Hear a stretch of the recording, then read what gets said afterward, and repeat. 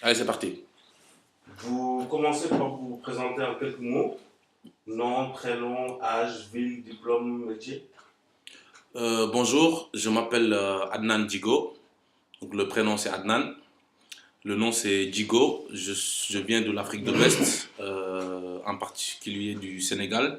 J'ai aussi de la famille au niveau de la Mauritanie. J'ai une formation d'urbaniste, donc en aménagement du territoire et en urbanisme.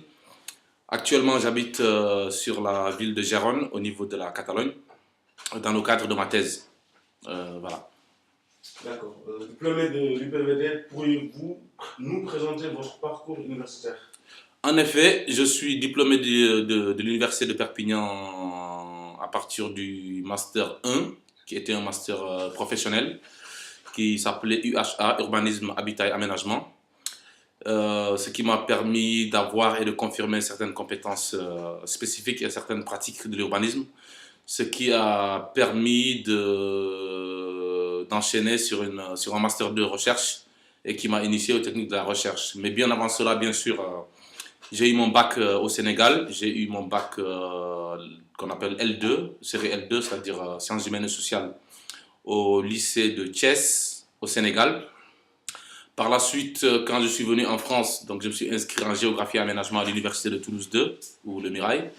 Et ma troisième année, quand je faisais la licence, donc le diplôme de la licence, je faisais parallèlement une licence de sciences politiques.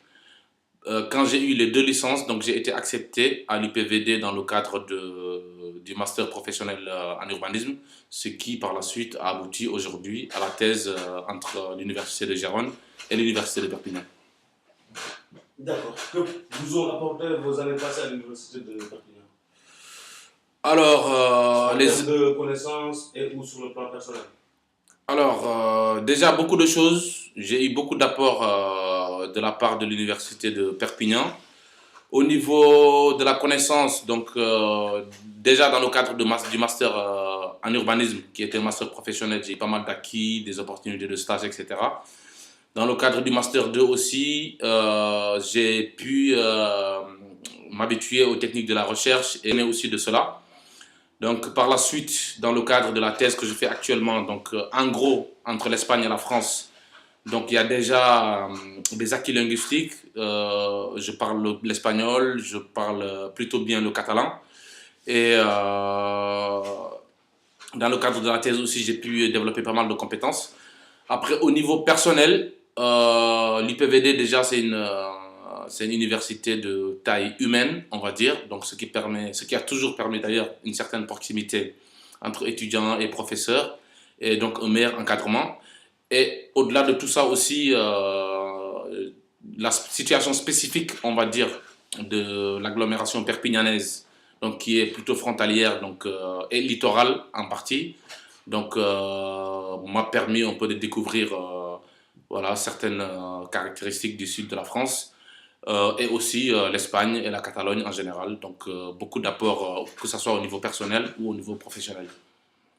Très bien. En termes d'emploi, pourriez-vous nous expliquer en fait en quoi consiste votre métier et quelles sont les compétences requises pour un tel poste? Alors, pour mon métier, bon, moi j'ai une formation d'urbaniste, donc je suis un peu formé pour planifier la ville, pour la gestion de la ville.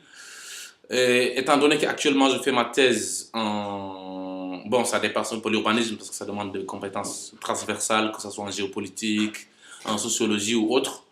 Donc actuellement je fais ma recherche, j'ai une thèse avec une problématique particulière qui consiste en gros à faire un bilan de la coopération entre la France et l'Espagne, que ce soit en termes d'infrastructure ou en termes d'environnement ou autre, sur les 25-30 dernières années.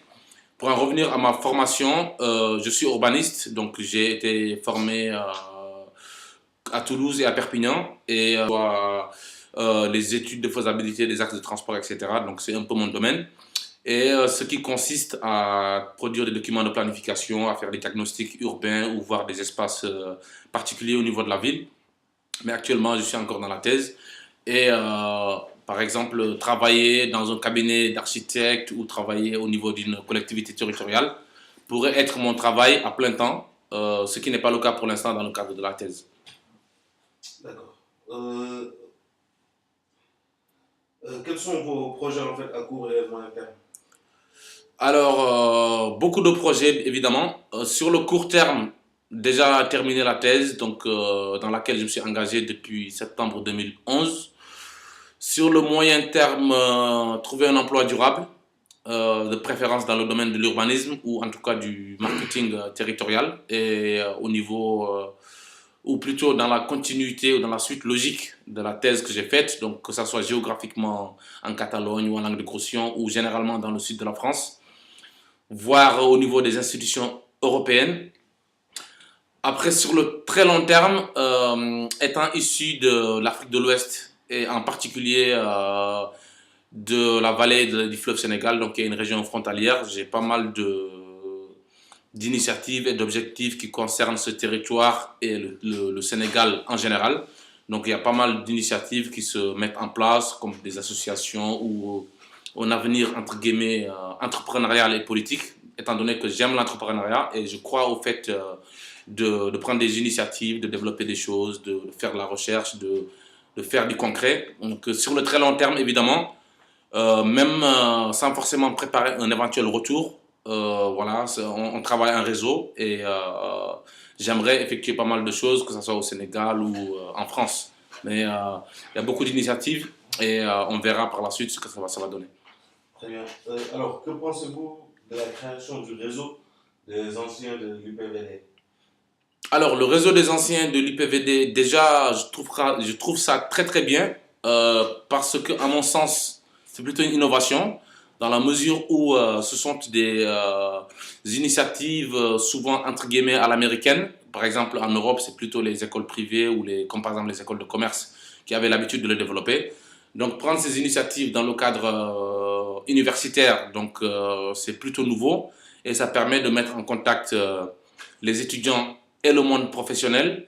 Et donc c'est très intéressant et d'autant plus que l'enjeu aujourd'hui pour n'importe quel étudiant, que tu sois en licence ou en master, c'est d'abord l'emploi et surtout l'employabilité. Donc c'est ce genre d'initiatives qui permettent de mettre, de créer une connexion donc, entre des personnes qui sont en formation et le monde de l'entreprise qui est censé recruter. C'est très intéressant et c'est une bonne initiative dans la mesure où c'est tout ce qu'il nous faut en fait, étant donné que la question du chômage se pose, la question de l'arrêt des études, etc. se pose. Donc je trouve ça très intéressant et c'est une innovation à mon sens. Très bien, parfait. Pour finir, quel conseil donneriez-vous à un étudiant ou un alumni de l'UPVD? D'expérience, moi, à n'importe quel étudiant, quel que soit son domaine de formation, je conseillerais de faire beaucoup de stages parce que c'est là où on arrive à faire des pratiques, à dépasser un peu le cadre théorique des formations, etc. et à se prouver à soi-même ce que l'on vaut et à trouver ce que l'on désire faire. Donc, en gros, ce que je conseille à n'importe quel étudiant, c'est de faire beaucoup de stages. Après, aux alumni, d'élargir le réseau et étant donné qu'aujourd'hui, au 21e siècle, surtout à l'heure d'Internet, tout se fait en réseau, quel que soit le pays où l'on se trouve. Donc, c'est très intéressant d'élargir ce réseau et d'arriver à faire des connexions, à faire des forums, à créer des opportunités. Donc, je trouve ça intéressant. Et j'encourage d'ailleurs les membres des anciens de l'IPVD ou d'autres universités et les étudiants eux-mêmes à travailler le réseau et à savoir qu'au-delà de sa formation ou de ses qualifications ou de son expertise, on est dans un village global et il faut travailler le réseau. On ne fait jamais rien tout seul et l'enjeu il est là en fait. Donc ce sont les conseils que je pourrais me permettre de donner. Voilà. Bah parfait, donc il vous reste juste qu'à enregistrer la vidéo. C'était la dernière question. C'était ça.